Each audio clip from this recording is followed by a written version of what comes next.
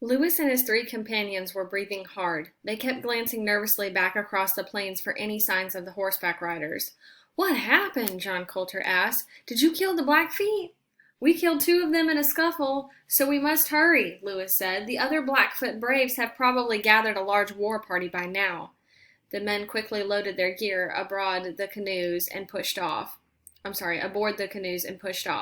They paddled hard, trying to put miles of river between their small group and the enraged Blackfeet. Two of the men rode beside the river, herding the group's horses. Aboard one of the canoes, Coulter looked closely at Lewis. "You look worn out, Captain," he said.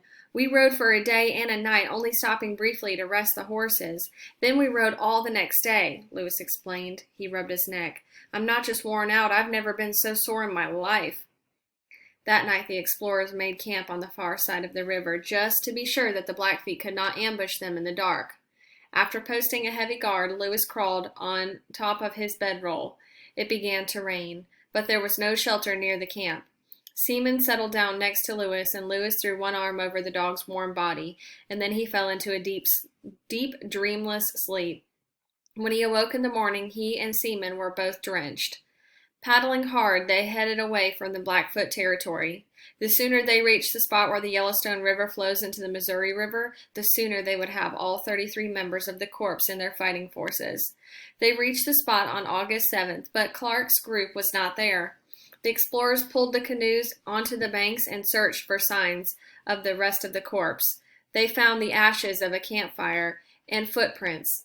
Seaman paddled around, sniffing, and when he found a pole stuck in the ground, he barked. A note was stuck on top of the pole. Coulter grabbed the note and handed it to Lewis.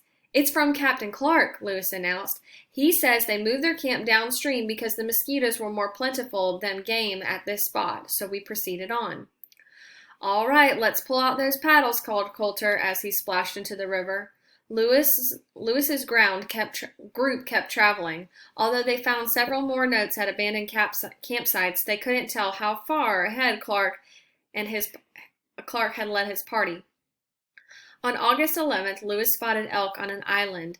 Since his group was running low on game, he ordered the boats to pull up. Lewis took Seaman and Kuzat and did some hunting. The two men shot one elk and wounded another. Plunging into the trees after the wounded elk, Lewis spotted an animal, stood up to aim, and was knocked off his feet by a blast. "I've been shot!" he screamed as the pain stabbed through his left thigh. He reached around and felt a seat of his buckskin trousers. The back of his pants were ripped, and when he looked at his hand, he realized that he was bleeding heavily. "Kuzat, where are you? Did you make a mistake for an elk, man?" Kuzat didn't answer, but Seaman came crashing through the underbrush and sniffed Lewis's wound. Lewis ripped a strip of leather off his shirt and tied it around the seat of his pants to the slow bleeding. "Come on, boy," he gasped, using a rifle to support the limp back toward the boats. As he emerged from the brush, he shouted to the men, "Grab your guns, I've been shot. I think we've been ambushed, and I don't know if it's Blackfeet. The Indians have Kuzat." The men grabbed their guns and ran into the trees. Lewis limped after them, but his wound had become so painful he could not continue. He slumped to the ground, and Seaman stood guard next to him. Lewis was confused. Why wasn't Seaman chasing after the Indians who attacked him? For that matter, why hadn't Seaman warned him that the strangers were nearby? Soon the men came running back to the river bank. Kuzat was with them, and he was unharmed. Nobody had seen any Indians, no footprints, no sounds. With the men's help, Lewis ripped off his bloody trousers and bathed his wound. Luckily, the shot had not hit his bone or an artery. It was just a flesh wound. The rifle ball had passed through the skin on Lewis's left thigh and dodged in his buckskin trousers. The men argued on how Lewis was shot. "I didn't see any signs of Indians or other people," Coulter said. "If somebody else was in those woods, we would have seen footprints or snapped twigs. Anyway, Seaman would have warned the captain of an ambush." Kuzat kept denying that he had fired any ball a ball that hit Lewis, but everybody knew how easily it would have been to mistake a man in leather clothing for an elk, especially with trees to block the view. Since they had no other clues, the men suspected that Kuzat had accidentally shot his own captain. Meanwhile, Lewis doctored himself with the help of the men. They carried him to one of the canoes and laid him face down so that there was no weight on his wound. Seaman curled up beside Lewis, and the wounded captain held on to the dog so that he would not roll as the boat moved. The men paddled hard downstream, hoping to catch up with Captain Clark's group. That evening, Lewis was in so much pain that the men were afraid to move him. So he spent the night lying in the boat. The men soaked his clothes in medicine and placed them on the wound. Lewis developed a fever during the night, and he tossed and he turned as he dozed. To bring down his fever, the men bathed his forehead with cool water. Seaman stayed behind Lewis all night. Each time the patient awakened from his restless sleep, Seaman gently licked his face. The next morning, the group started early. As they paddled down the Missouri River, they met two white men paddling upriver. These were the first white men the explorers had seen since they left Fort Mandan about a year and a half before. Seaman stood in the canoe and watched as the strangers pulled along the boat alongside the explorers' canoes. The men introduced themselves as Joseph Dixon and Forrest Hancock, trappers on their way to the mouth of the Yellowstone River to hunt beavers. The explorers introduced themselves to the men sent by President Jefferson to explore the West. They explained that they were in a hurry to rejoin the rest of their group because their captain had been wounded. "You gonna be all right? Do you need any help?" the trappers asked Lewis. "I think it's just a flesh wound," Lewis said. The trappers asked about the country upriver, and Lewis offered to give them a copy of the lists of distances that they had used. "That would be real helpful," Dixon said. John Coulter finished the lists of Lewis's pack and handed them to the trappers. As Hancock took the papers, he looked at Coulter's eyes and said, "We'd like to have another man with us." The trappers searched the faces of other men. "How about it? Any of you want to go back upriver?" Lewis explained that all the men were enlisted in the Corps of Discovery. Dixon and Hancock thanked Lewis for the lists, and the explorers started to paddle away. Dixon called to them, "My partner and I have changed our minds. Mind if we stay with your group for a while? Who knows, maybe one of your men will decide to come out west with us. We sure could use an extra man." Lewis told trappers that they were welcome to come along. Later that day, the boats rounded the bend, and Seaman stood up, barking happily. The men soon spotted the reason for Seaman's excitement. Captain Clark and the others were in camp alongside the river. "Captain Lewis is wounded. He was shot," called the men aboard the canoes. Clark came running down the boat. The color drained from his face when he saw his partner lying on the bottom of the boat. "What happened, Meriwether?" he said, shocked. The others told the story as they carried Lewis to camp. Sacagawea and York heated water to wash the wound out and tore clothes for fresh bandages. Clark carefully examined the injury, and then he gently cleaned the area and bandaged it loosely. "How does it look, William?" Lewis asked. "Has my wound gotten infected?"